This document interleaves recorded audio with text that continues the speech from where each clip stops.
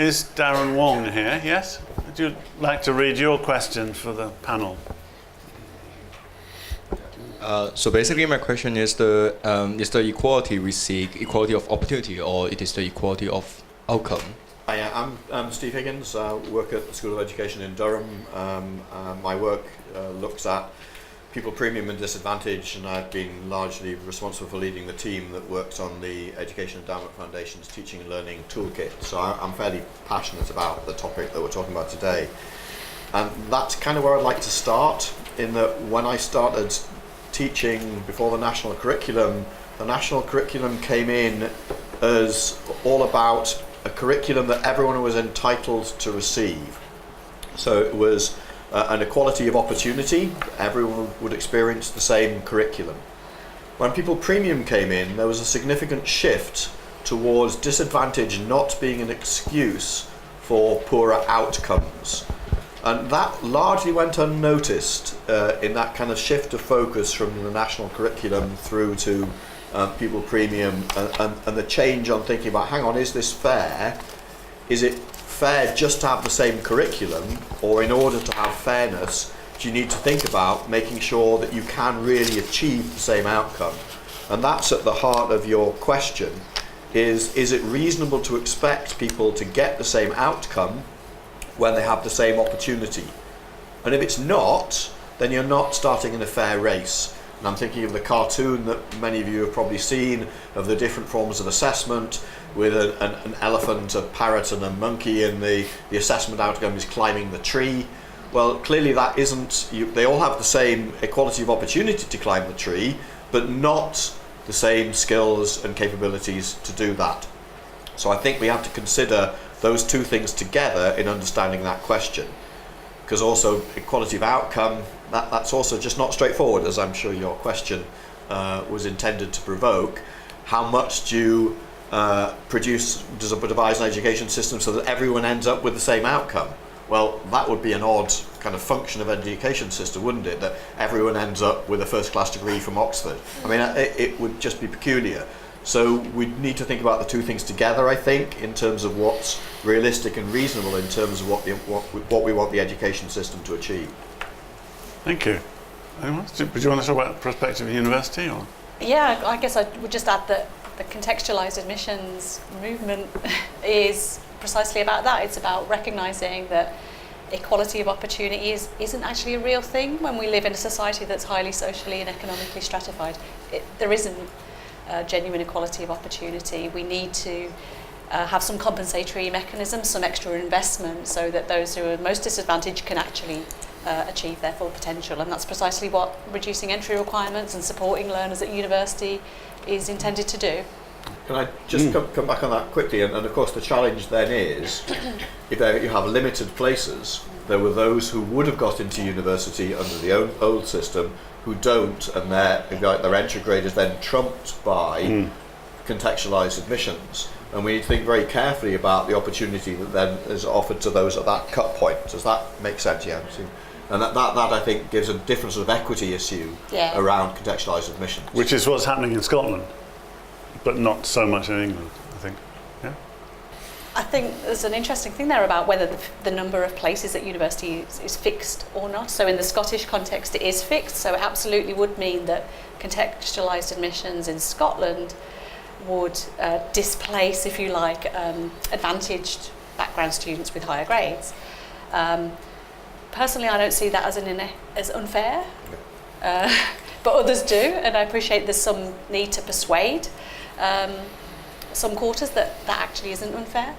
But if you have a context where the number of places can grow, for example, Durham University is planning to grow, then it would be possible to maintain the probability of getting in if you're from an advantaged background with X grades, but also simultaneously increase admissions with reduced entry requirements from disadvantaged backgrounds. So, okay.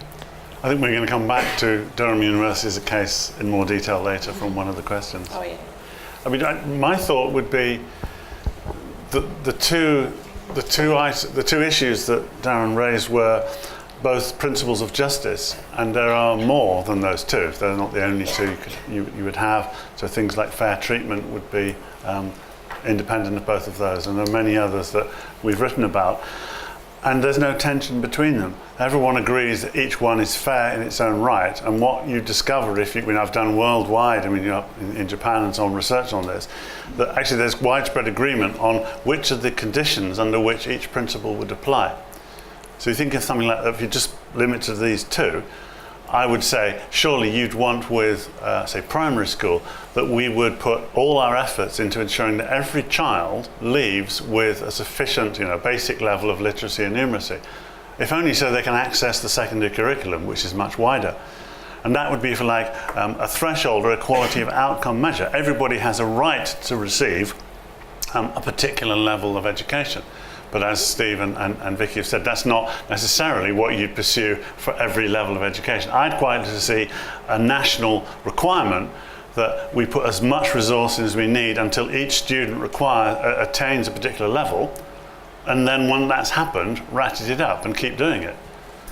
Now, at the moment, we have a selective higher education system. We could discuss later maybe whether that's a good idea or not, or why we have a selective system. But if it's selective, we wouldn't expect equality of outcome. But you would expect it to be fair in terms of who gets the chance to go. And that's not necessarily just about attainment. Darren, did you want to come back on us? Yeah, it's fine. All right. So, anybody else want to comment, question? Yeah. Yes, so Stephen, for you, the results you showed, what they are telling me, and please correct me if I'm wrong, is that all things being equal, ethnic minorities, they're not more unlikely to attain a certain degree of education, but they are more likely to be poor than their white counterparts, right? So are we maybe placing too much importance in education to solve poverty? Should we maybe invest those resources in trying to address those economic inequalities in different ways? Yeah, again, I think this may come up later as an issue, but we've got to question the extent to which we use education to engineer the outcomes, and to what extent we simply accept the inequalities in society and then expect education to sort it out. And they're not in tension. I think we can do both. There are short-term issues that we can do in education to solve those. Just on your point about the conflation, it's obvious that when we look at things like special educational needs, there are quite clear mistakes being made. I didn't have time to address this in the talk, in the classification, and particularly some children who have English as a second language appear to have been diagnosed and even statemented with special needs. Children who are younger in their year have been more likely to be given statements of special needs, and some ethnic minorities are. And they disappear as they go through the school system. But it's clear that whatever classification is going on is not entirely accurate. It's not even 90% accurate. There are all sorts of idiosyncrasies. I'm going to move to the second question, and then obviously you can come back to these, but a lot of these will link up with each other. But we're going to try and go through the full range of the topics. So the second question is from Claire Ungley. Now, there's somebody here who's going to pretend to be Claire. Tell us who you are. Claire works pre-16 aspirations in a state school in Sunderland, but unfortunately she's unwell today. So she's asked, is it feasible to run a London Challenge style initiative in the North East? So what was your name? Sorry, my name's Emma Mazin. Emma. I did a master's here a while ago, Okay. but now I work Is at it a feasible university. to run a London Challenge style initiative in the North East? So for those of you who don't know, some money was put in about 2007 into the schools in London to try and reduce the gap, particularly between children eligible for free school meals and others, and it's been deemed by policymakers and by the schools themselves to be successful, and the gap has reduced so much so that they're now trying to tell everyone else how to do it, and in the North East we're being asked to do it but without the money. So I'm going to go I'm going to go to Dave as the expert on this one in the first instance. Hello, my name's Dave Cookson. I am the Secondary Commissioner for Northumberland Local Authority, so my job is to work with and try and improve the outcomes in all the Midland secondary schools in the county. I do also have the grandiose title of Pupil Premium Champion for Northumberland. That actually is a very small part of my job, but one of the other parts of my job is exactly this. We have just received the fact that we are having a North of Tyne combined authority now, So Northumberland, Newcastle and North Tyneside will receive £20 million funding a year to be its own sort of separate entity. And within that, there is an education challenge. Now, I've been involved in the early discussions around that, and the first thing I said, please do not call it a challenge, because everybody else will just look at that and compare it to the London challenge, and it's apples and pears. It's completely different. The context is completely different. The funding will be completely different. And so it cannot be a fair comparison. Is it feasible? It's feasible to improve schools in the North East, but it's not necessarily the best way to do it in the style that they did it in London, because the two things are completely different.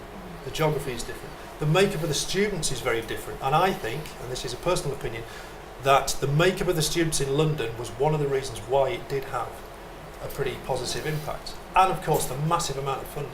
If there's £20 million a year for North of Tyne, for all the different pillars, how much is education going to get? £1 million maybe? Across 3 local authorities? What can you practically do with £1 million across 450, 500 schools? Not a great deal. So school improvement does happen, and that's the crux of my work. But a London Challenge style initiative is not necessarily the best way to do it in the North East, I don't think. On top of the North of Tyne Combined Authority, we have Opportunity North East that's recently been announced. So that's £24 million for the North East, 12 million to go on to teacher training, 12 million for school improvement. Now that's great, very grateful to the government for that. But again, when that's broken down across the 3 regions that it will be given to, and then the schools in those regions identified, how much will be left that you can really use to improve outcomes in a school? It probably won't be a great deal. So if you take those two and the Northern Powerhouse, and we don't quite know in education what we're going to get, you've got 3 different initiatives on the go already, trying to do the same sort of thing as the London Challenge did. How much are those 3 initiatives talking to each other? In my opinion, they're not at the moment. There are 3 separate entities trying to achieve different aims and all ending up with their own inputs, and there's nobody overseeing the whole educational landscape for those 3 different initiatives. So certainly school improvement, that's what we're all about. That's why I'm here, that's my job. But something like the London Challenge, it will not work in the way that politicians might wish it would do. Yeah, I wouldn't mind coming in on that.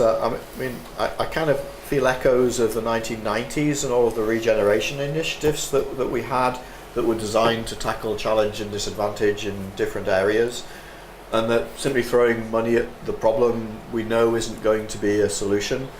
I'd also like to pick up the implicit point we had before that I'm not convinced that the solution is entirely within education. There are things that we can do in education and to ensure better outcomes for children from disadvantaged backgrounds. But education alone isn't going to be sufficient for that. We need to be tackling some of the causes of poverty and inequality in society if we want to achieve that. So again, I'm a bit sceptical about a challenge type initiative because it puts the blame, if you like, on education, and it's that I then worry about. I also have my own reservations about how real the improvement was in London and how much of that's more illusory because of the nature of the demographics in London, also the different kinds of opportunities that you have within London for employment. So I just think it's unrealistic to expect it to work in the same way exactly as Dave says. The other thing, just might get some response from the audience, is I get heartily sick of the Northern Powerhouse stopping at Leeds, and it just is a real frustration for me that it never seems to be anything beyond Leeds, and we're 100 miles north of there.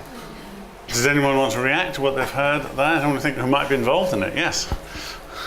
I'd like to support all of that.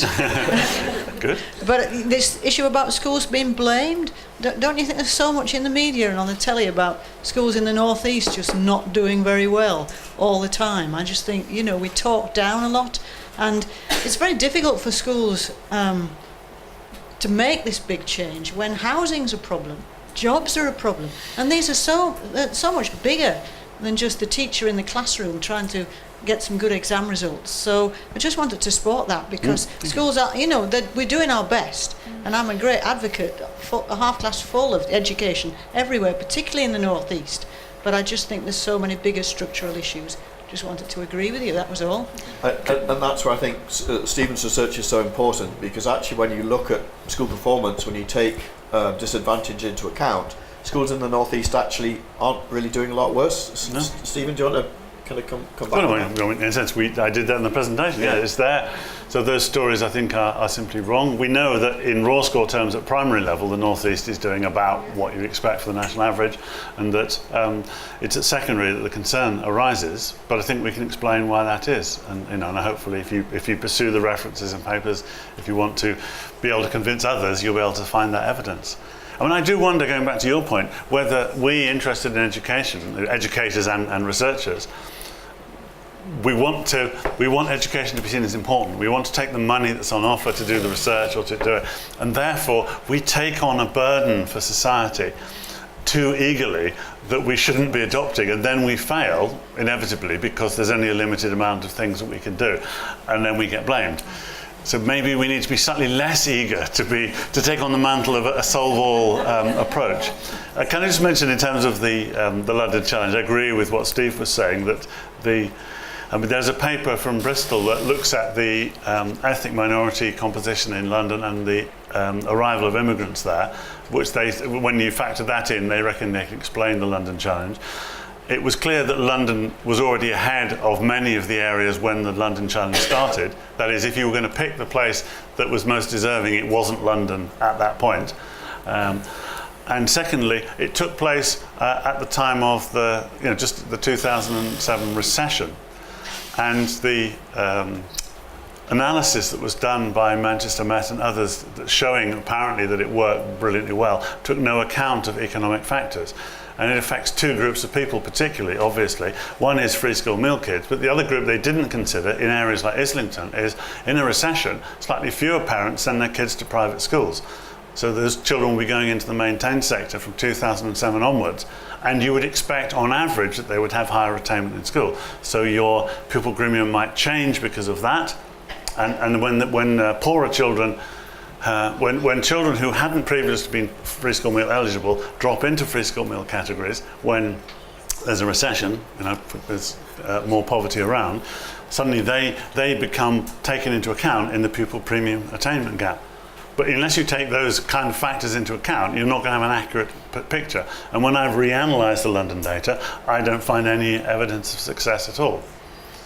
And therefore, maybe the North East Challenge shouldn't be, exactly as Dave says, modelled on something that I'm not convinced has worked. Can I just say, please. One of the school improvement mechanisms of the DFE at the moment is the Teaching and Learning Innovation Fund, where money is provided for schemes to be targeted at certain schools to help them improve. The model that they use for that work is based around hubs, schools coming together to work together to try and improve their practice. That's based on an urban model. And when you translate that to Northumberland or Durham, North Yorkshire, it doesn't physically work, because you can't get those schools in more rural locations together as easily as you can in an urban area. There's a classic diagram that shows the catchment of Haydenbridge High School in Northumberland transposed onto a map of London, where there are 360 secondary schools in the same geographical area as the catchment of Haydenbridge. And that's a reality. So when the DFE say, we've got all this money, we're putting this money in, we want these schools to work together, my response is, thank you, but it can't work in the way that you wish it to work. You have to be more flexible around the delivery model, because practically it isn't easy to get from Berwick to Holtwhistle. It can take you 2.5 hours in the same county, Now, I appreciate that the majority of the population in Northumberland is in the southeast, so schools around there it can work for. But if you look at the Ofsted outcomes of schools in the very far north of Northumberland, Berwick Academy is currently inadequate. In the far west of Northumberland, Haydenbridge High School is currently inadequate. They're the schools that need the intervention, yet the geography makes it much more difficult. It makes it more difficult in terms of intervention. Recruitment is more difficult. We heard earlier on about the fact that there isn't a recruitment crisis, or there isn't a teacher shortage. But I can tell you that when we advertise jobs, people do not apply. People do not necessarily want to go and work in Berwick for whatever reason.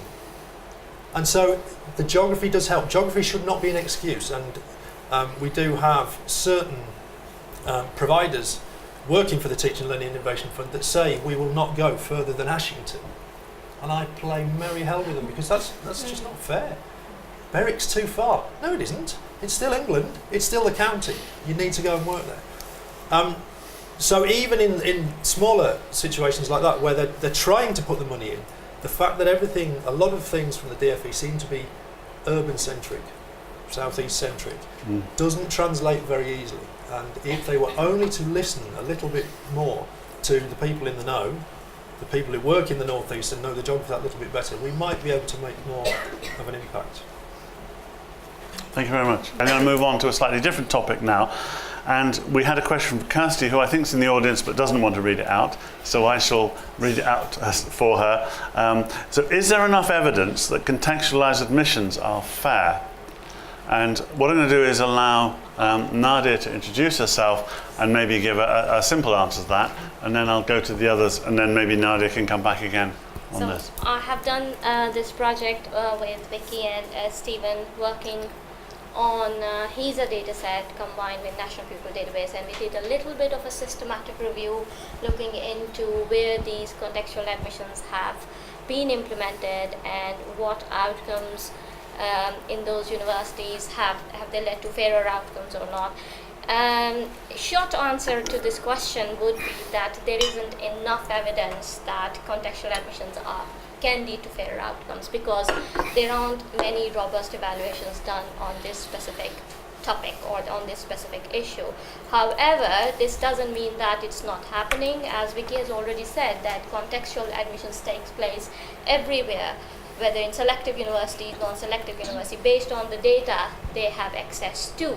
But what we count as context, that is different from one region, from one university to another.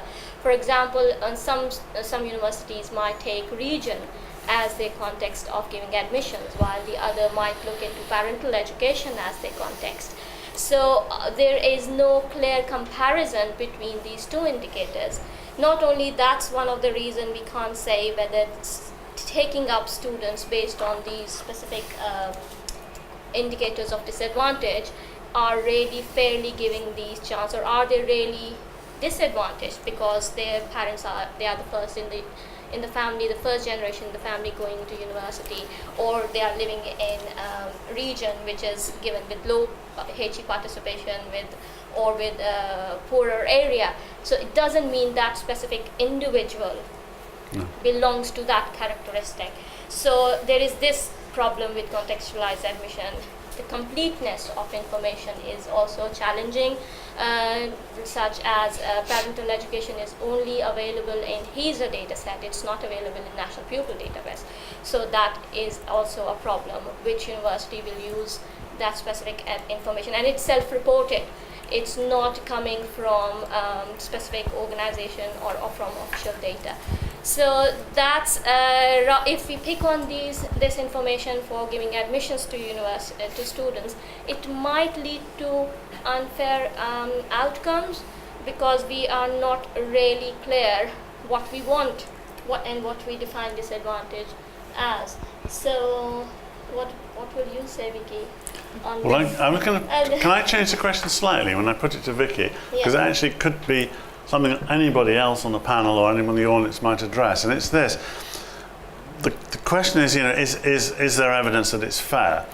I think it's obviously a good idea, and as described by Vikki, it's a good idea. So the question is, do we know enough about what are the factors we should take into account in the contextualized admissions for it to be a policy to be used now, or should we be waiting for more research to make the situation clearer? There's obviously an urgent need to do something, but should we do something even if the evidence isn't yet complete? It'll never be perfect, but is it good enough to start doing the policy now, as Scotland has done? Or are we jumping the gun here and maybe introducing a different kind of injustice? And I think you can ask that of any kind of policy which is evidence informed. do we have to wait until it's absolutely clear, or can policymakers start doing something early on? So do you want to? Well, yeah, so I would agree with that, as you might expect I would. Maybe I would add that as the question was originally phrased, is there enough evidence that it's fair? I think whether something's fair or not isn't actually an empirical question, it's an ethical question. It's about values, isn't it? You know, it's about what do we think is right, and what you think is right might be quite different to what I think is right, and it's a philosophical debate that we have to have there. So evidence can't tell us whether one thing's fairer than the other, but what it can do is tell us whether what we assume are the logical implications of the fairness model that we have, whether they actually are borne out in practice.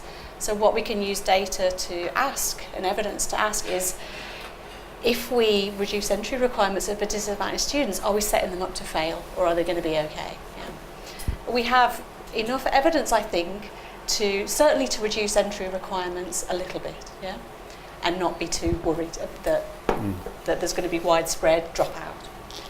I think the real challenge for us actually is how much further can we go in reducing entry requirements, because we'd actually have to reduce them quite a lot to see 14% of Durham students be free school meals. We'd have to reduce them a lot. And we don't have evidence that suggests that the way we teach students in universities would be adequate to suddenly just say, yeah, let's just have proportional representation. So I think that's where the evidence is lacking about how do we actually support students once they're at university to ensure that the potential that we believe, based on our philosophical assumptions about fairness, believe is there. How do we make sure that that potential is realised? And there is a lot of research work needed to figure out what are the best ways to make sure that potential is realised. Thank you. Well, so I'm going to throw this up in case anyone in the panel wants to come on it. So the more general question, which is, do we need to wait for more robust evidence in general when we're looking at introducing policies, or should we go ahead with what looks like a good idea anyway? And there's another question which arose in my mind when you were talking, and maybe you could address this as well, but I mean, when you have a situation like higher education, should we be saying this is what people want and we're going to make access to it easier for disadvantaged students, or should we change it so that it's actually a different experience for disadvantaged students when they go?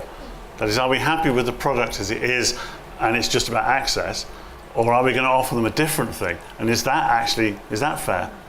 Are they going to get a kind of a handheld version of a degree in some way? I'm not answering the question either way, but it would be interesting to hear if anybody wants to, or anyone in the audience to comment on either of those. Policy and evidence, should we change the product to suit the punter, if you're telling me? I'm working on a project at the moment which is looking at BTEC students at Key Stage 5 who have progressed onto university, and what you and Vikki were saying there was really interesting, because we're looking at all of these different interventions that different universities around the country are introducing to support BTEC students and to help BTEC students and to try and kind of fill this gap that is perceived that BTEC students have on entry to university. So I think that's a really interesting question about, are they having a different experience to their A-level counterparts? And in some ways, yes, because they're being signed up to do, you know, extra writing classes or induction modules and maths intervention and things like that. So I think there are kind of ethical questions there about the fairness of experience and then outcomes. I mean, Durham University is just creating a new teaching and learning centre. Yeah. And it was originally badged as something where widening participation students could be assisted. And now it's been moved more generally because of complaints about that. But that idea of badging students as being widening participation students and needing something extra could be a new form of injustice.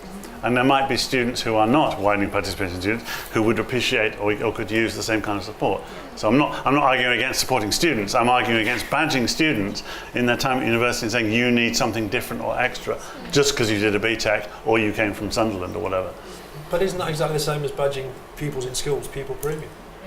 Suggesting that because they need something extra. If you're badged pupil premium, that's one thing, but it's actually your educational need that schools need to consider. You know, having the stamp on your book that says pupil premium so the teacher marks it first, that's not the way to do it. You need to look at what that pupil really needs. And amongst us here, 3 or 4 of us could have the same need, in which case we need intervening with. If only 2 of us were pupil premium and the other person or 2 people were left out, that's not right, is it? It's the need of the people that needs to be focused on, not the badge that the pupil has. And until we can get really to the nub of that in school, I think that's where we'll struggle, because we band all pupil premium students together. We try and give them all interventions, but they may not need that intervention. Yes. Look at the need, not the badge, and I think that would be much more helpful. And similarly with BTECs, a lot of pupils took BTECs because there wasn't a decent GCSE alternative. So I remember BTEC music being far better qualification in the school I was working at the time than the GCSE. So we put them through that. That doesn't necessarily mean that they need widening participation in the future. Can I add something? Please. Sometimes it's not an intervention that students need. It's just the environment and acceptance that students expect. And I don't know where pupil premium will fit in that expectation, that it's an inclusive environment. You come into school or you come in the university and you are accepted as part of that group. And this is not an intervention, it's the whole cultural environment. But I wouldn't say that we don't need interventions. We don't need evidence about interventions. That has its own need, and there are more difficult cases. We need to address that through proper interventions which are robustly evaluated. Absolutely. Can I just say before we go to the comment there, that the pupil premium, as I understood it, is primarily a way of funneling money to the schools with the most disadvantaged students, and that the law currently and previously makes it clear that although the money should be used primarily for interventions for their students, that other students can be included, and therefore schools will use need, challenge, and so on as a criterion for judging who gets benefits. They do, it's reasonably well written, I think. Yeah, but when Ofsted come in and you have to justify your spend, the expectation is it's spent on the pupil premium students. I was going to say, quite a lot of commentators don't always understand that that's what the law says, and the practice is, but I think, Sorry, you had a comment. Only that I'm going to be a bit sort of reductionist, but the other, it sort of goes back to that issue, doesn't it, about equality of opportunity versus equality of outcome. And there is a case for what used to and is now very unpopular a term, positive discrimination, which is what we're really trying to sort of get to almost, isn't it? Whereby, certain things do need to be put in place, where experiences do need to be made to be different in order for people from disadvantaged backgrounds to actually succeed. So, yes, really just to sort of reduce it back to that, and, in terms of changing the product, on the one hand, perhaps there is a duty to do that. Yes, it might have implications in terms of the kind of equality of experience that all students will have. But if you're looking at trying to address that inequality, they're starting from different levels, So something has to be done at some point. So if it can be done within the institution, then that's what we should do, perhaps. Thank you. Yeah, there's one there. Hi, I just wanted to take up what was said about pupil premium, and also just to reiterate what my thoughts were on that. Are we really, are schools using the information on pupil premium and disseminating that information appropriately? Are we passing that information down to teachers who are thereby effectively was stigmatising or saying, once again, just taking up on what you're saying, that people, because of the pupil premium, they therefore warrant more help than other pupils? Should we just be looking at pupils and education as a whole, rather than identifying and having a badge or a label attached to people? I completely agree. I mean, the best way to improve outcomes for disadvantaged pupils is better teaching, quality first teaching. The gap may not disappear, but the outcomes for those young people probably would improve. But the pressure on teachers is such that they have to show improvement in their subject at a greater rate for disadvantaged youngsters than for others. So back to the analogy of the race, if it's 100 metres, they're starting 150 metres back. They've still got to reach the same end point in theory. In an ideal world, absolutely, we should treat everybody exactly the same. We should understand what their individual needs are and intervene when necessary on the individual need. But it's quite common that you will find teachers marking pupils' books first, because in theory they have they can concentrate that little bit better at the beginning of the 30 books than they can at the end. there are lots and lots of examples of that in schools, and that's just the reality of having the expectation from senior leaders that you will do more for these young people. But I completely agree, it shouldn't be that way. Becky, did you want to say? Yeah, I completely agree as well. But I just wanted to pick up. We've just completed a very small piece of piloting work where we were talking to school leaders and governors about how they make decisions using the pupil premium.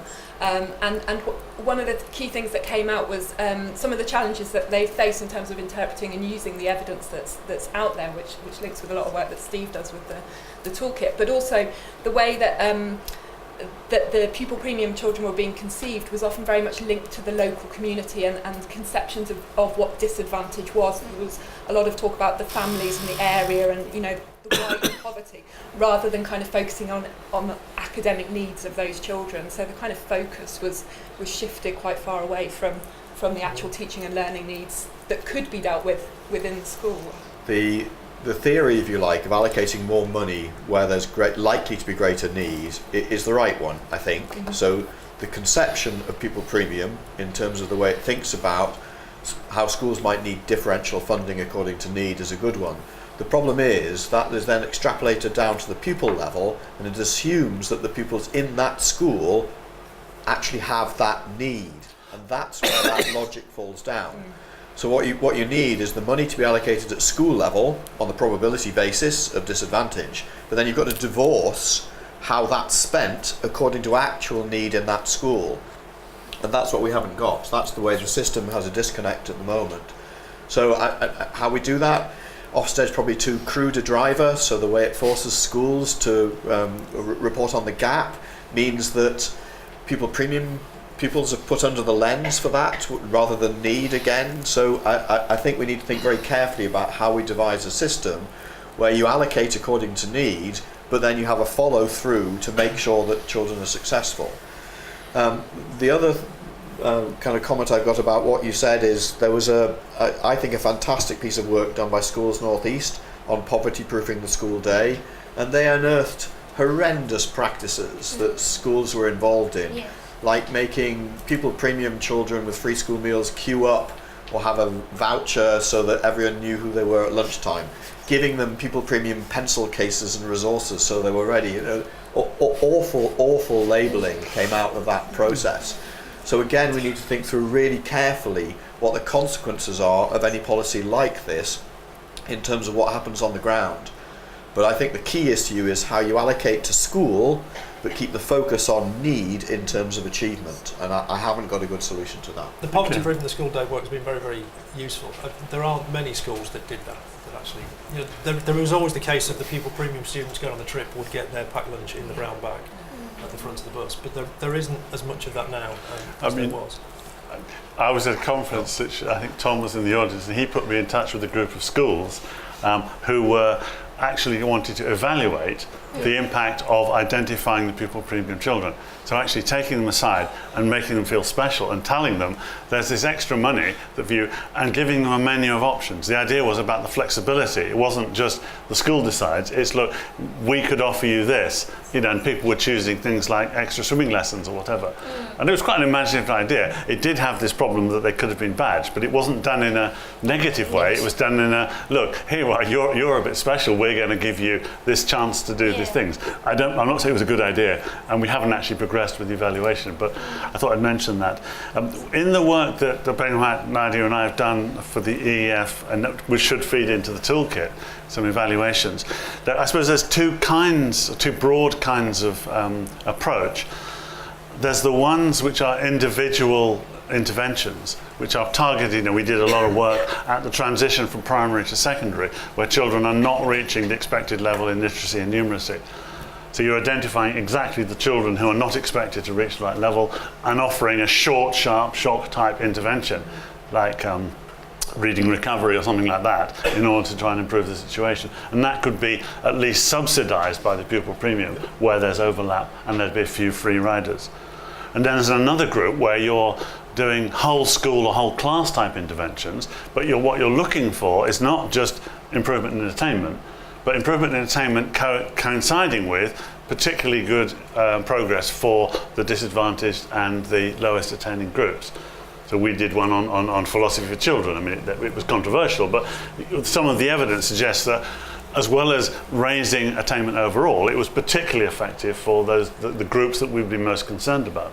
And so that would fit in with the idea of use the money to introduce whole class and whole school initiatives that have that overall beneficial impact.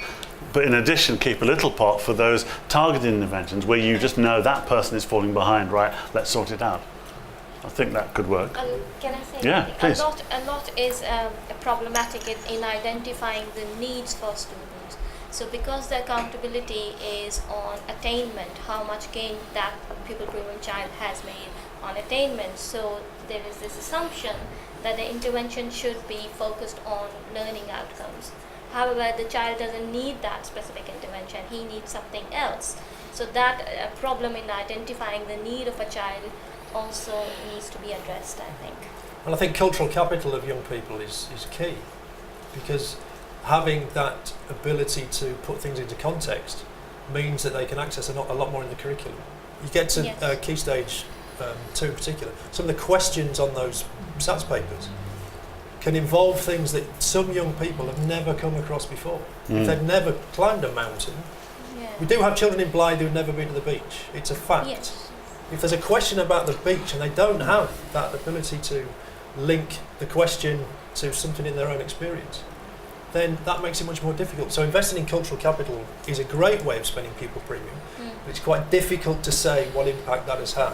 And you need to try and analyse the impact. Well, Beng Huat led an evaluation of a thing called the core curriculum, which is intending to try and improve knowledge to improve literacy, because for the reasons you gave. I mean, do you want to just summarise what you found? Well, we found that I mean, it's a very interesting project. It's a very interesting intervention, trying to get children from disadvantaged background to be familiar with, maybe general knowledge, teaching them history, geography, to get them up to speed in general knowledge, and hoping that knowledge will enable them to improve their literacy skills.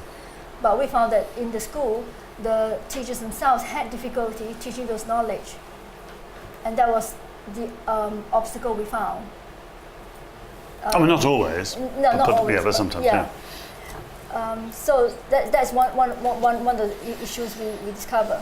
Now there are also there's also another intervention we evaluated where, like Nadia was saying, that it's difficult to identify the needs. It's not always learning outcomes, because there are students who have family issues, they are carers, and they are long-term absent because they can't come to school. So you have this nice intervention to improve their learning outcomes or attainment, but they can't come to school. They're absent most of the time, and we should actually address that issue first before we start giving them intervention, one-to-one maths or English, etc.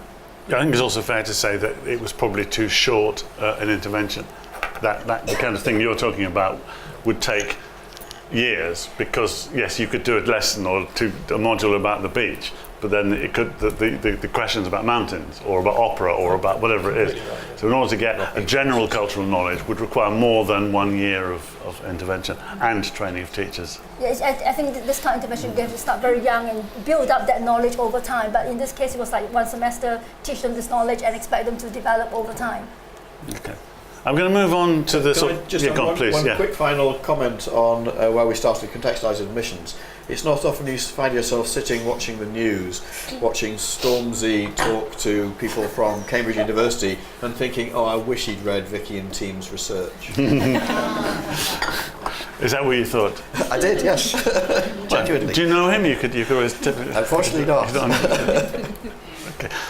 Emerging from this discussion, there's one thing that attracted my attention, and I'm hoping you could think about it. Maybe someone can bring us back to discuss this in a minute in more general terms. It's about Vikki's point about values, that when you do education research and you're looking to influence policy or practice, perhaps have an impact, that we're not looking necessarily to change the values, that the ideas of what we're trying to achieve in education are separate from the evidence of how to achieve it. And I want to know to what extent you believe that to be true, and to what extent the evidence can change what we think is desirable. I mean, in a sense, we all agree with it to some extent, but I think it's maybe not as absolutely clear. But I want to move on so that we talk about the teaching issue, and then we'll open it up to sort of basically everything. So we have a question from Rachel Sanderson. Can the use of financial incentives encourage the supply of teachers, particularly in relation to deprived areas? Okay. Yeah, so I guess part of this is thinking about the different kinds of financial incentives that are out there, and whether we're thinking about getting teachers into the profession to start with, or whether we're talking about retaining them later on. So in terms of getting them into the profession and getting them onto training programs, there's obviously bursaries, maintenance grants, things like that. The problem that we have, and I think this has been echoed throughout the morning, is that there's not always great evaluation work done on whether, well, it either doesn't exist or it's not of a good enough quality to really determine whether these things have the impact that governments sometimes hope they do. In terms of, for our project, this is exactly what we're going to do. So we're going to do an international systematic review of these kind of incentives and approaches. And we started doing some work on that now. From what we can see a month in, there's some kind of promising work coming from America, which looks like there may be some evidence to suggest that some financial incentives can help to either get people into the profession or to keep them there later on. But we need to look at that in a little bit more detail. But for example, at the DFE, I think are just this year starting a pilot of paying off students' loans and things if they enter teaching. So I'd be really interested to know the extent to which, they're evaluating that and how, and the extent to which they want to roll that out later on if it's deemed successful. So yeah, I guess the answer is we don't totally know yet, although Beng Huat might know more based on previous work. Having two hats, one of which is actually training to be a teacher right now in secondary, is that I don't think it's necessarily just about what you do to get them in, it's about what you do to keep them. And there is that issue of you can be bursaried to the hilt, but once you get that job, it slams down to, the starting salary. And I think that's quite a big deterrent. I know in maths, they have started to sort of graduate, when you get the bursary, so after a year, after 3 years, after 5 years, etc., which obviously in lots of ways would be good to see across the board, because that would help to keep people in. But yes, it comes down to how we value education in this society, I think, doesn't it? How we value teachers in this society, and that is reflected in the salaries. So I think there is a real issue around that needs to be addressed in terms of why perhaps teachers leave the profession. Workload and salaries. Exactly, I think that's it. It's a much bigger area than just, paying people or financial stuff, isn't it? We're looking at a project at the moment which we're looking at the outcomes in terms of workload, because that's such a key issue, and the government and Ofsted are really beginning to take note of that as an issue that's affecting retention and recruitment potentially as well. But yeah, the status of the profession as well is a big issue.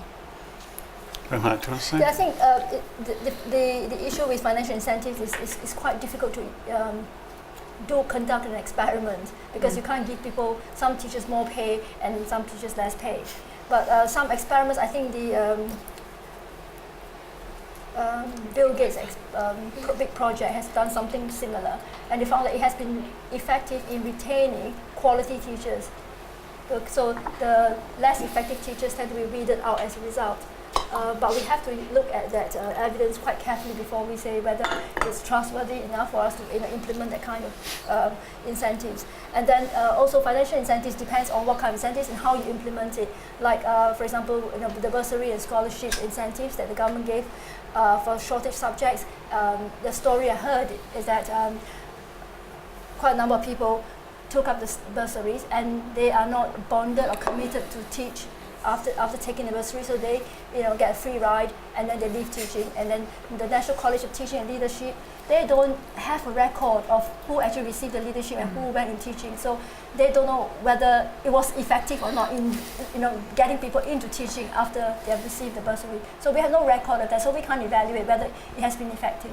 It surprises me there's no record of that, because I would have thought that was a really crucial way of measuring the impact of the bursary. They admitted when you asked us to give the data, they said, sorry, we didn't record that. And so DFE is now trying to track these people using teacher record numbers to see where they've gone. Yeah.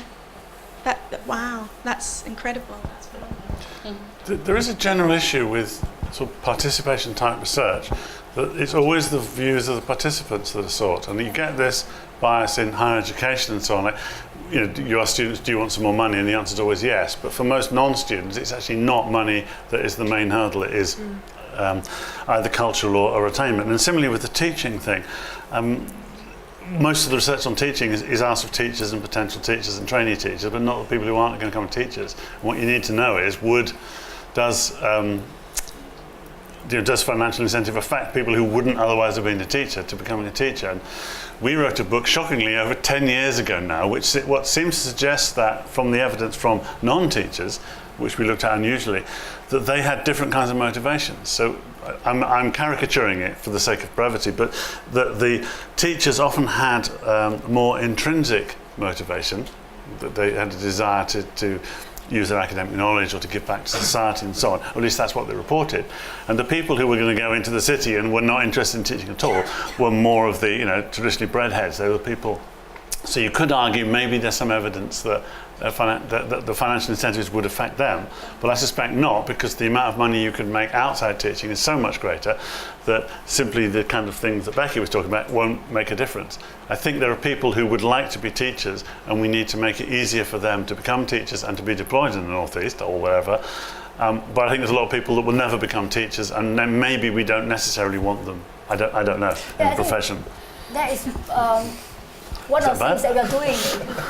One of the things that we're doing in this new project as well is to, we're currently actually conducting a nationwide survey of undergraduates' career intentions to not only to identify and characterize people who don't want to go into teaching, but also people who are thinking or considering or have considered going to teaching but have not decided or have decided not to, and want to find out who these people are, what puts them off, and what we would need to do to sort of encourage them or persuade them to go into teaching and to teach in quite challenging schools as well. It's not just going to teaching, but are they prepared to go and teach in challenging schools? What will make them want to do that?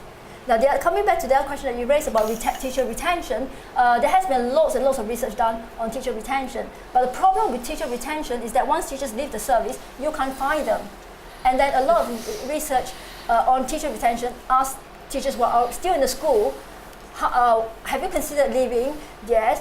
Why do you want to leave? Oh, the teaching workload is too heavy, low pay, poor people discipline. So you only hear people who are still there but have not left, and you don't hear about people who have left. And research who have actually tracked people who have left has got very poor response rate, but ranging from about 15% to 30%. So you don't hear the answers from the 70% who have left. They may have a different story to tell you. People who respond maybe have a grievance, they want to voice that grievance. They're quite keen to tell you why they leave. So that is another problem with such kind of research. I think it's also, once we've got the teachers, it's where they want to go and teach. So is any ITT or NQTs in the room now? Okay. Oh, wow. So, honestly, how many of you would consider working in Northumberland? Right, so that's what, maybe a quarter? Okay. It's much less than the number who put their hands up before. How many of you would consider going and working in North Northumberland or West Northumberland? If you know where that is. Right. Would, but I am confined to the Durham County area because of kids. Move, it's great. Come on.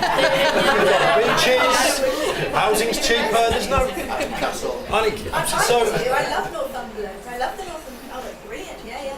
And so there's that issue as well. Teach first, bring people in, they work in disadvantaged schools, they have to stay for a period of time, and then most of the time they go back to London, Manchester, the home counties. And great, we've had a couple of years of them working in those schools, but it would be great if they stayed long, because relationships, especially with disadvantaged young people, it's relationships that are absolutely key to keeping them on track and making their performance improve. It really is.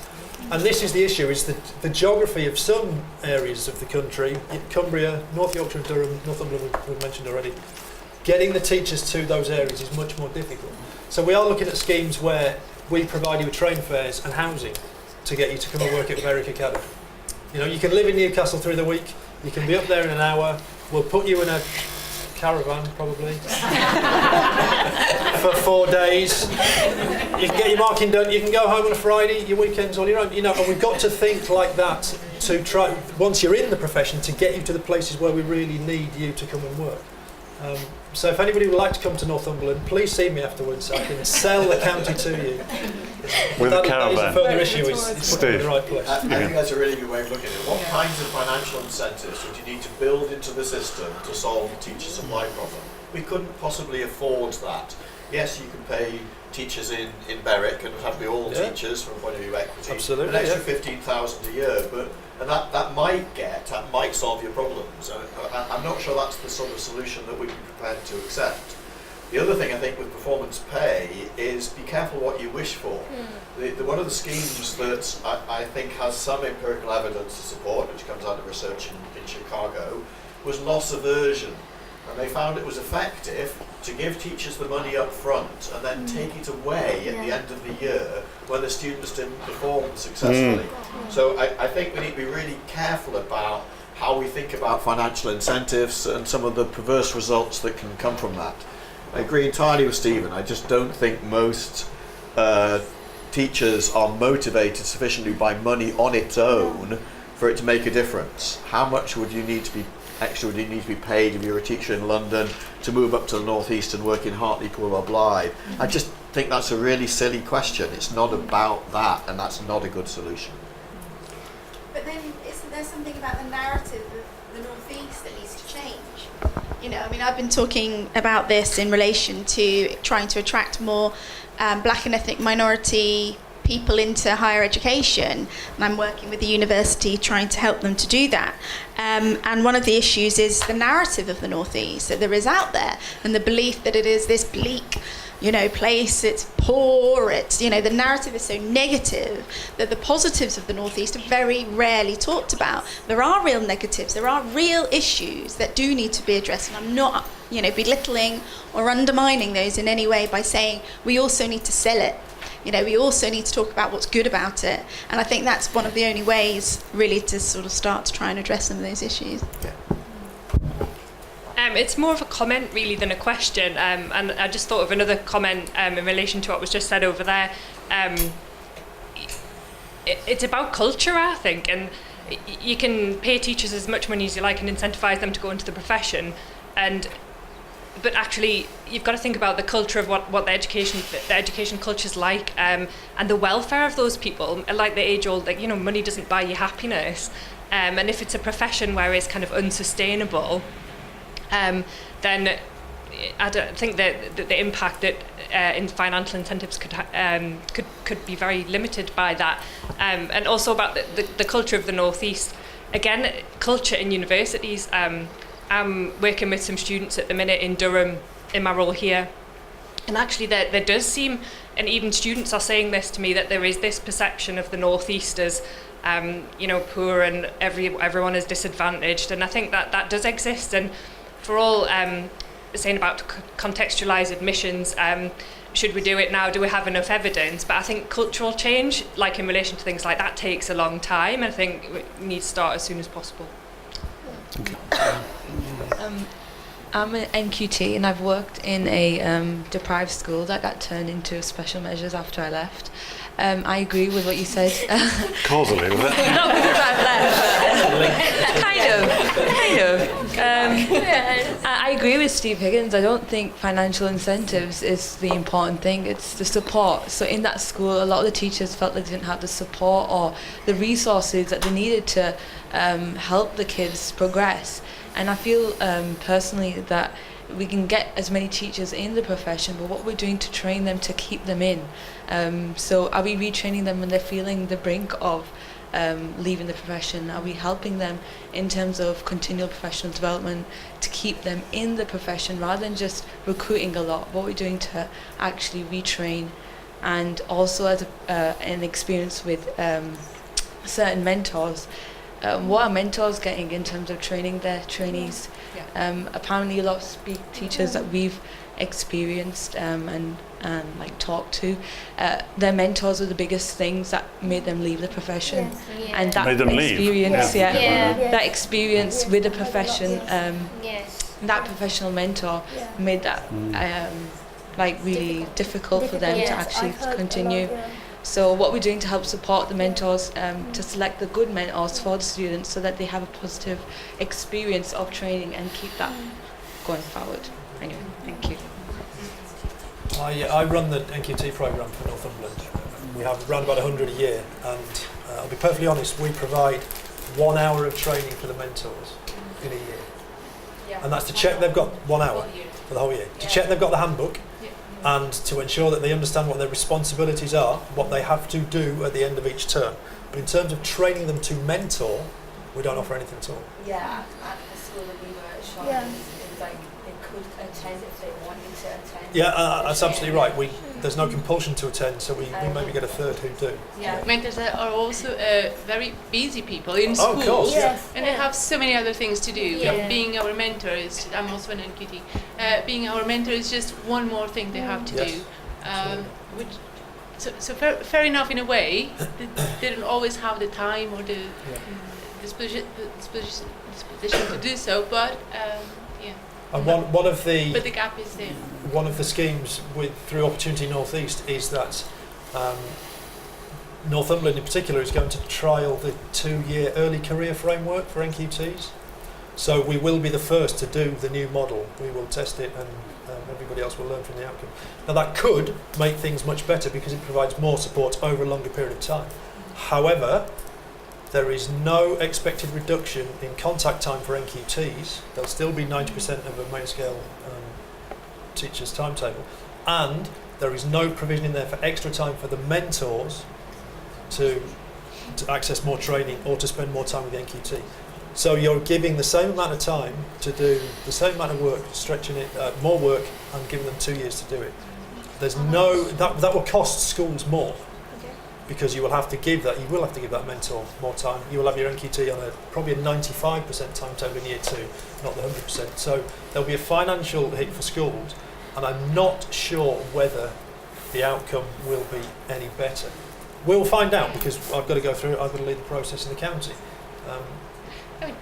But I think one way to keep more teachers would be for NQTs to have, let's say, 70% timetable, more time to prepare, mark, think, reflect, take that professional development, and it just means you are probably a better teacher over the long term, and there's less chance of you burning out. So, Nadia, do we have any, as a question from you and Stephen, do we have any lessons to be learned from the private sector? What's the scenario there? Are they losing teachers? Are they taking teachers from the state sector? What's happening there? Because I think there is this financial incentive thing there, that many teachers leave state sector and they go into private sector because of better salary, maybe better school environment. I think there must be some lessons learned from that. What do you think? Does anyone have knowledge? Yeah. Hi, I work in a prep school, and as an NQT, that I only teach just over 60% of the timetable. My mentor has my NQT time, they have reached timetable to spend that with me, and I have 2 mentors in school who've both been on a full day training. So just in terms of that last previous conversation, in terms of how are you retaining them, it is very different.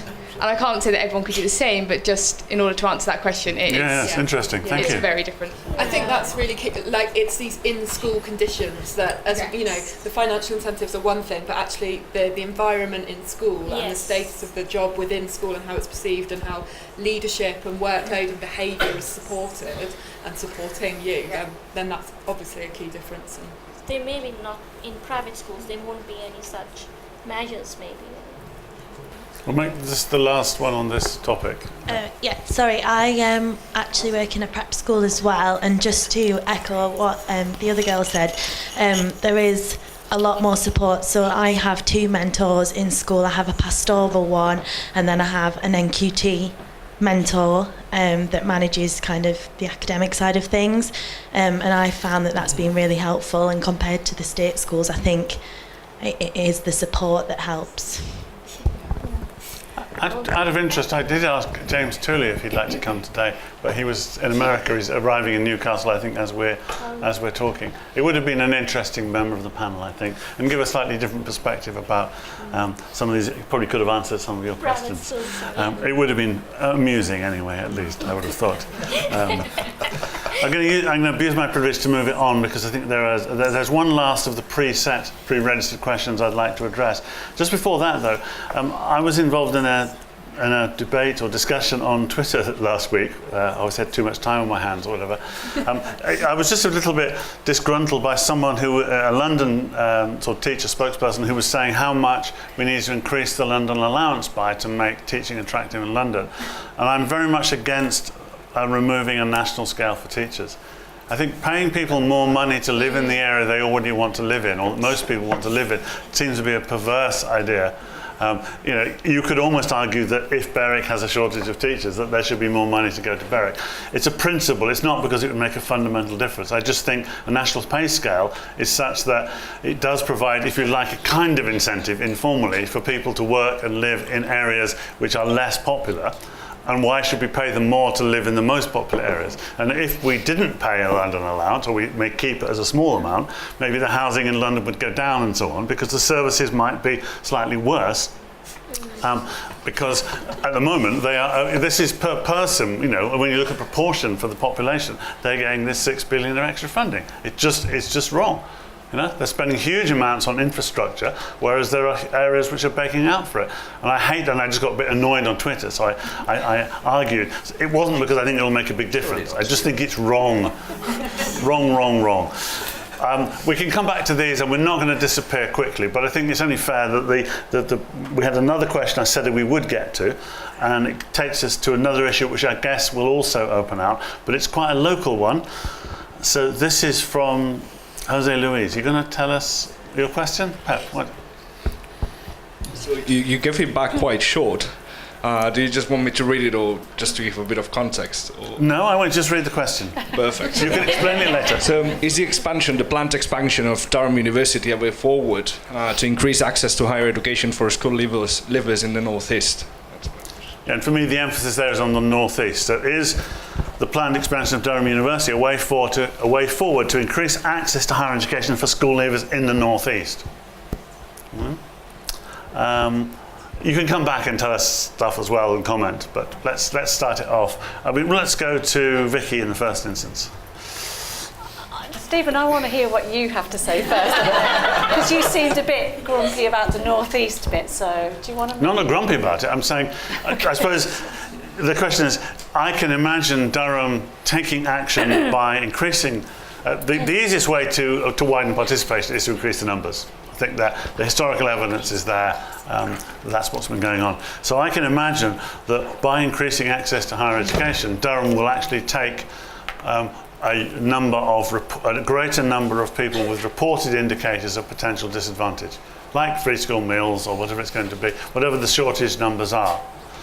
They may be, as with grammar schools, those who have been very temporarily disadvantaged rather than those who are chronically disadvantaged, and therefore I would be very surprised if they dramatically widened access for students from the North East. Unless, of course, that becomes one of the rules of increased access. They must come from the North East. But if they just try and increase the number of places and their access to disadvantaged students, because of the catchment of Durham as a national and possibly international university, I'm not sure how much impact it will have on people locally to go to university who will still go to others. But I don't have any evidence. So maybe the question was partly, should it be specifically focused on the North East and trying to widen participation locally? And what would it have to do that? Yeah. But I mean, I thought you were going to maybe question whether that would be fair to focus on a particular geographic region, like why not make it national? And that's an interesting debate. I'm not really sure what I think about that. But we know that disadvantaged young people tend to live at home and go to university, to commute, so local universities are more important. They're not necessarily looking at the national options. So I do think it would be valuable for all universities, not just Durham, to play a bigger role in their region and look at local students from disadvantaged backgrounds and maybe give those first priority on initiatives to widen access. Whether the university is going to use its expansion to do that to any significant degree remains to be seen. Sorry, I was just going to say, I'm from Leeds, and when I was at sixth form, I was given the opportunity to do a course called Access Leeds or something, and that was a series of short courses, and I think we had to do a few small essays as part of that, and as a result of that you were given lower entry requirements to universities. So I don't know if any of the universities in the northeast do that, but that was something that a lot of people from my school did. There's the supported progression programme at Durham. There's people here who work on that. I don't know whether there are plans to expand the numbers on that, are there? Do we know? We just said we actually got on the scheme, so Right. I actually got to university. Oh, you were a beneficiary of it. There's quite a lot of people in the audience want to talk on that, and that's good. But just before that, can I put it to Nadia, who I learned yesterday is now a member of, she hasn't been to a meeting yet, of the Durham University Access Committee, or some such name. So she'll be one of the people that will be implementing this. So what are your thoughts on it? There is not much evidence here. And in context of Durham University, we have done a little secondary data analysis on their bursary schemes. And I think there is a little, very tiny little of promise there in terms of retention. But I would say that it's very weak research because we didn't have complete data. However, supported progression is a good idea, and it's somehow linked with contextual admissions, because if you are selecting students from disadvantaged background and not giving them any support schemes, effective support schemes, not random supported progression schemes, but the things that really work for them to complete the degree and achieve the degree as an equal to the privileged students. So I think they have a little bit like that, around about 10 years they have implemented the program, but I think there needs to be done more in terms of identifying students from disadvantaged background and giving them relevant scheme, not only bursaries, but other kind of support such as counselling, better mentoring, etc., etc. Thank you. So we had a couple of hands up, and there's another one. Should we take all of them in turn? And we just ask everybody to say or ask their question, and then we'll ask the panel to comment. I think there is an element also of, if you're expanding the uni, there's an element of needing to change the atmosphere around it. So things like in your first year it's compulsory to live in college, and then you set the fees at an extortionate rate. And yes, you can give out bursaries and things like that, but you've still got that elitist atmosphere in there.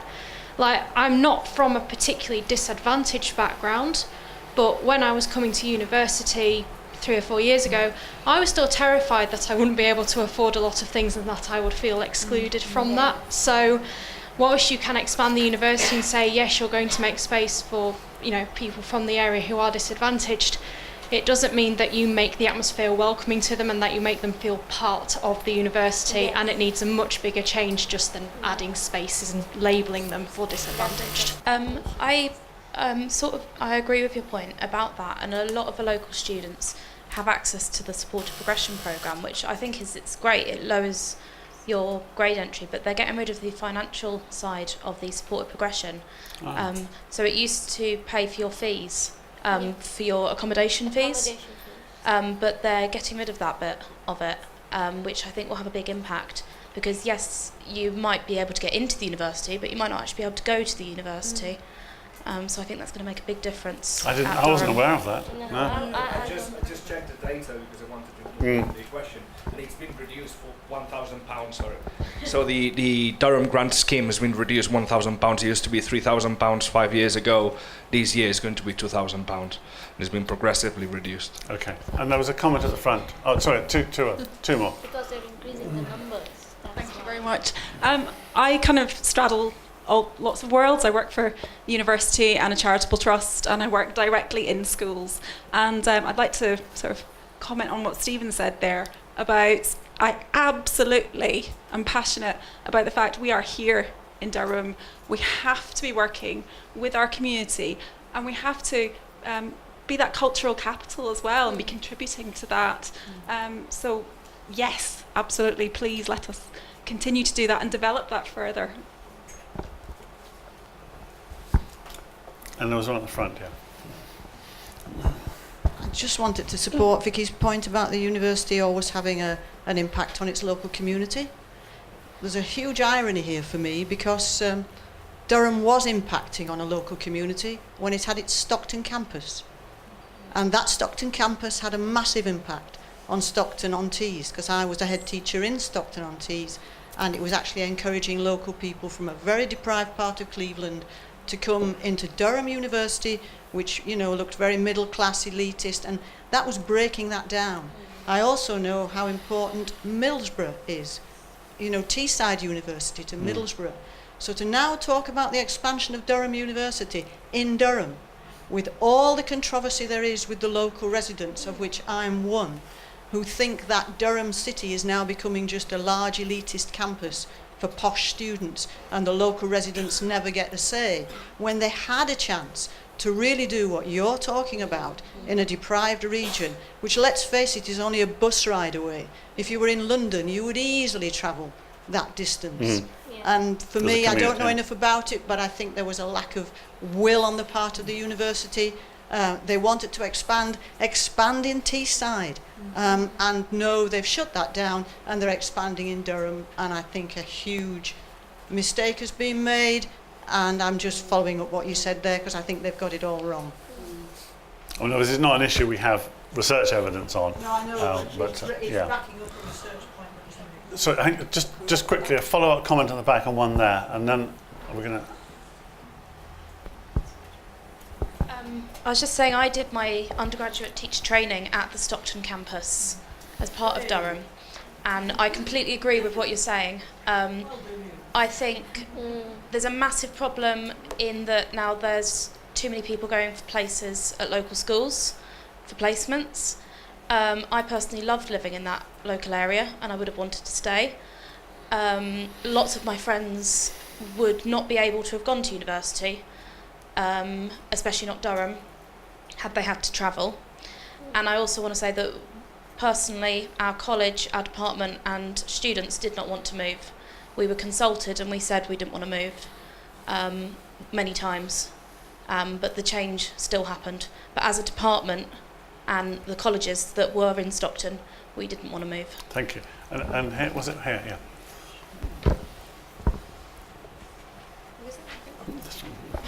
Hi, yeah, I'd just like to challenge that opinion of seeing Durham University as just a place for posh students. And I think that very much that we should be encouraging social mobility, and that we should be encouraging people to see that they can belong to that world rather than reinforcing the stereotypes, and definitely to encourage people to think outside of their comfort zone and to challenge those stereotypes. Thank you. I mean, I'm not defending the Stockton thing, which is still officially open, but I think part of the idea was that people felt that there were two different experiences for Durham. You could argue about which one was the better, but that actually Durham University should mean Durham University. So I'm not trying to defend it. We have no evidence either way. But it's interesting. I think one of the reasons I would never be asked to be on the Access Committee is that, you know, when in kind of meetings, I've been saying things like, well, do we really need the college system?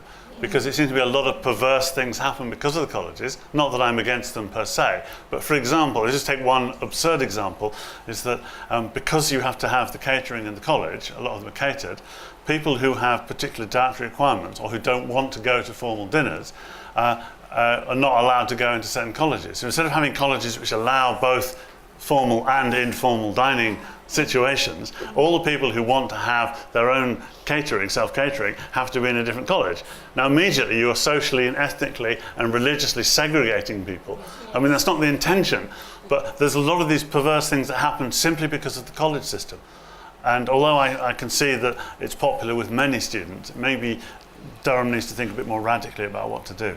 Now what I'm going to do is, I can see there's no comment, and we'll give you another chance, but I think we should be looking towards the end. So I'm going to offer to do two things.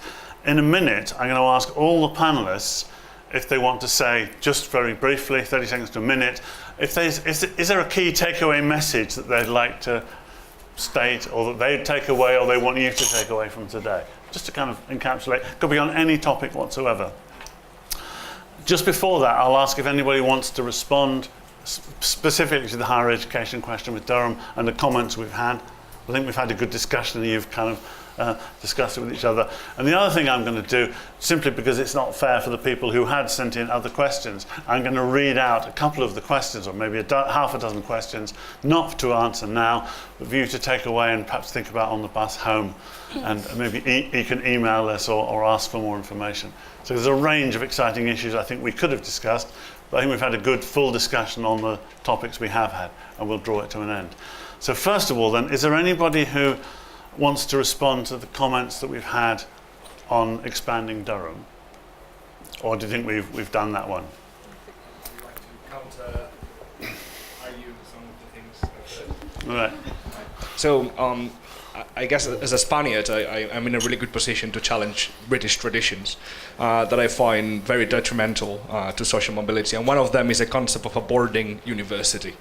I think in many other European contexts, it's very normal to go to the university that is next door. In the same way you go to secondary education that is next door. And maybe it would make things easier in terms of improving access that we make this model also work in the UK. So maybe, Durham would be a place for Northeast students to access university. Well, that's the only thing I wanted to say. Thank you. And there was just a quick one at the back, and then we'll stop. Just going back to what people were saying on culture and access, I was trying to think back. 17 years ago, I applied to Durham as an undergraduate, had an interview, was offered a place, and I'm very local, from North Tyneside, and actually I hated it. And I can just remember being mortified that the first question people asked me was, which school did you go to? And the second question was, what does your dad do? And so I think there has been, I now work in Durham and did postgraduate study here. So I think there has been changes, but I think this kind of change takes a long, long time. And like I said before, I do still come across students, local students who do, I don't know if it's specific to the college system, but who do encounter problems and issues because of accent and things like that. I don't think it's specific to the university context per se. I think it happens elsewhere as well, but I think it's important to remember. Nor is it unique to Durham University. No. Okay, thank you very much. So before I ask everyone just to wrap up with a comment on the takeaway message, if you don't mind, I'll just read 5 questions that we had from various sources that you might like to think about, and I'm happy to address, or we might be happy to address by email. So the first one that hasn't dealt with, is the planning of education something that the public should have a say in, or is it more like health services where expertise is considered necessary? Everybody thinks they're an expert in education. Should we, the public, be involved? Does the focus on social mobility actually end up entrenching the idea of social class? Is it a red herring? How can we best create balanced intakes to all schools? That's a subject close to my heart. Should the national curriculum be scrapped entirely so that all schools are free to teach what they choose? I'd be very much against that. Should aspirations training be a greater focus for schools, Ofsted and teacher development? So aspirations and then other, I feel like, soft skills, personal characteristics. And then what role does parental support play in school outcomes, and how could this be improved? All valuable questions. We won't be able to address them. I think we will draw it to a close. Can I remind you, when you leave, could you either leave the feedback form on your seat or put it in the box that Rania and Naomi will be directing you to at the end? Is that okay? And if there's tea and drinks left, they'll only be thrown away or given back to the hotel, so please stay. We're not rushing off straight away, but we'll end just by asking each person. We'll probably start with Steve and work along. What's your key take-home message? I think my key take-home message would be, although we can keep working hard within education to address disadvantage, that isn't sufficient. We have to think about how we argue for different ways to tackle that issue at a societal level. We'll continue to work within education, but that won't be enough. Thank you very much for inviting me. I notice I'm the only one on the panel without some kind of lovely prefix in front of their name. But surely you'll be soon Lord Cookson. I hope that I've kept up with everybody else. for that. We are working very, very hard in education. Teachers are working incredibly hard, and they are making a difference. Northumberland results are improving. In terms of progress 8, whatever you might think of the measure, it's there. We're the second best performing authority in the North East this year, which is great, and there's an awful lot of hard work going in there. We work very hard with our disadvantaged pupils, and the research will keep being done, and we'll keep trying to implement what the experts say is good. But you're right, we do need to market the North better. We need to make people understand that the North doesn't finish at Newcastle. There's an entire wonderful county just north of there that people can come and work in. And I certainly hope that from what you know of the North East and what you know of Northumberland, you'll go back and tell all your other ITT and NQT friends that it's a wonderful place to come and work and live. Housing's cheap. What was it called again? The staff are wonderful, and if there's anything about Northumberland that anybody does need, I'm more than happy to talk to you about that. Thank you. Brilliant.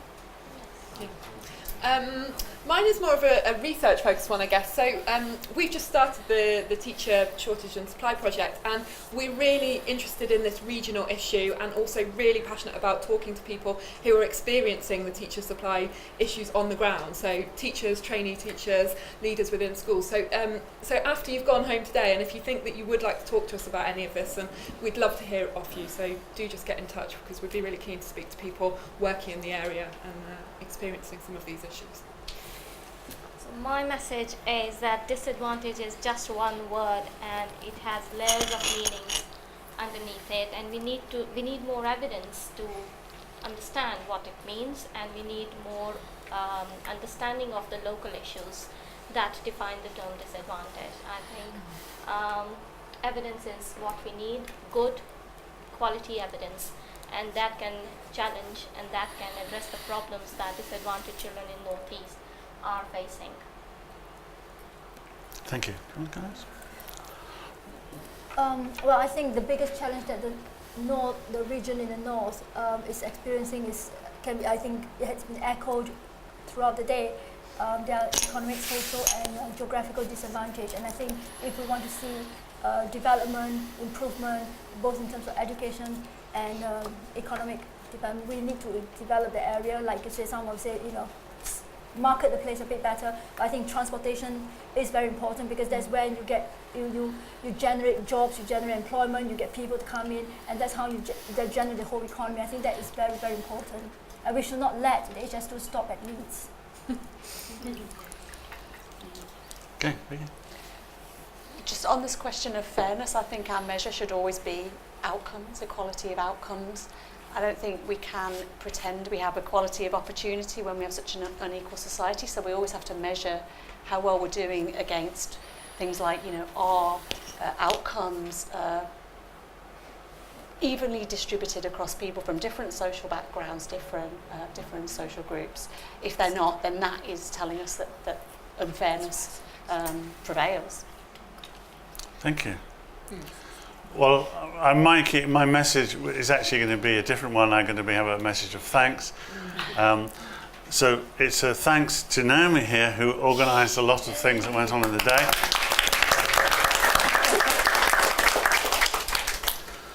To everyone who helped, but really it's to you who turned up, because you make the day, call it the audience, the participants, the people who've turned up, giving up some of your time on a Saturday. So I really want to thank you for that.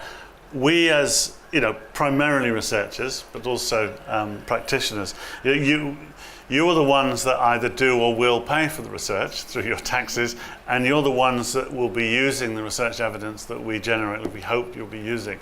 So you should be intimately involved. I hope you felt involved, but perhaps you should be more intimately involved, and everybody should be, than is at the moment. So as a way of thanks, I will reverse the normal tradition, and I'd like to ask the panel to give a round of applause to the audience for being so good. Thank you very much.